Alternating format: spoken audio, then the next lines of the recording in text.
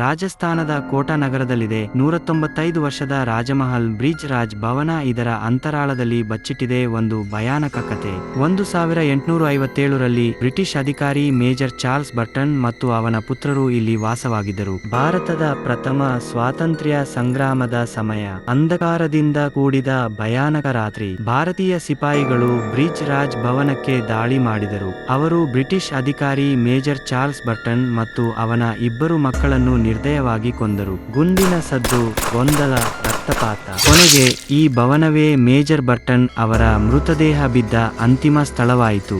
ಆ ದಿನದಿಂದ ಈ ಮಹಲಲ್ಲಿ ವಿಚಿತ್ರ ಘಟನೆಗಳು ನಡೆಯುತ್ತಿವೆ. ಯಾರೋ ಇಲ್ಲದ ಹಾಲ್ನಲ್ಲಿ ಹೆಜ್ಜೆಗಳ ಸದ್ದು. ಇಲ್ಲಿ ಕೆಲಸ ಮಾಡುವ ಭದ್ರತಾ ಸಿಬ್ಬಂದಿಗೆ ಒಂದು ಕಠಿಣ ನಿಯಮವಿದೆ. ರಾತ್ರಿ ಯಾರೂ ನಿದ್ರೆ ಮಾಡಬಾರದು. ಏಕೆಂದರೆ ನಿದ್ರೆ ಮಾಡುತ್ತಿದ್ದ ಹಲವರನ್ನು ಕಾಣದ ಕೈಯಿಂದ ಬಡಿದ ಅನುಭವ ಇದೆ. ಅವರ ಮಾತುಗಳ ಪ್ರಕಾರ ಅದು ಕೇವಲ ಗಾಳಿಯ ತಾಕತ್ ಅಲ್ಲ, ಆತ್ಮಶಕ್ತಿಯ ಎಚ್ಚರಿಕೆಯ ಸಂದೇಶ. ಬ್ರಿಟಿಷ್ ಅಧಿಕಾರಿ ಚಾರ್ಲ್ಸ್ ಬರ್ಟನ್ ಅವರ ಆತ್ಮ ಇನ್ನೂ ಈ ಮಹಲಲ್ಲಿ ತಿರುಗಾಡುತ್ತಿದೆಯಂತೆ. ಅವನು ಕೊನೆ ಕಾಣಿಸಿದ ಈ ಸ್ಥಳವನ್ನೇ ಇಂದಿಗೂ ತನ್ನದಾಗಿಸಿಕೊಂಡು ಕಾಯುತ್ತಿದ್ದಾನೆ ಎನ್ನುತ್ತಾರೆ. ಇಂದಿನ ದಿನದಲ್ಲೂ ಈ ಹೋಟೆಲ್ನಲ್ಲಿ ಕೆಲಸ ಮಾಡುವವರು ಕತ್ತಲಾದ ಮೇಲೆ ಒಬ್ಬರಾಗಿ ಇರಲು ಹೆದರುತ್ತಾರೆ. ಏಕೆಂದರೆ ಇಲ್ಲಿ ಭಯಾನಕ ಆತ್ಮದ ಶಕ್ತಿಯ ಅನುಭವವಿದೆ ಎನ್ನುವ ನಂಬಿಕೆ ಇದೆ. ಬ್ರಿಜ್ ರಾಜ್ ಭವನ ಈ ಹೆಸರೇ ಹಲವರ ಮನದಲ್ಲಿ ಭಯ ಹುಟ್ಟಿಸುವುದು.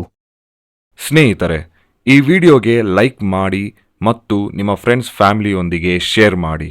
ಈ ಚಾನೆಲ್ನ ಸಬ್ಸ್ಕ್ರೈಬ್ ಮಾಡ್ಕೊಳ್ಳಿ ಮತ್ತು ಬೆಲ್ ಐಕಾನ್ನ ಕ್ಲಿಕ್ ಮಾಡಿ. ನಾನು ಹಾಕಿದ ವಿಡಿಯೋನ ನೀವೆಲ್ಲರಿಗಿಂತ ಮುಂಚೆ ನೋಡಬಹುದು. ಈ ಚಾನೆಲ್ನ ಸಬ್ಸ್ಕ್ರೈಬ್ ಮಾಡಿದರೆ ನಮಗೆ ಒಂದು ಎನರ್ಜಿ ಮತ್ತು ಸಪೋರ್ಟ್ ಸಿಕ್ಕಿದ್ದಂಗೆ ಆಗುತ್ತದೆ.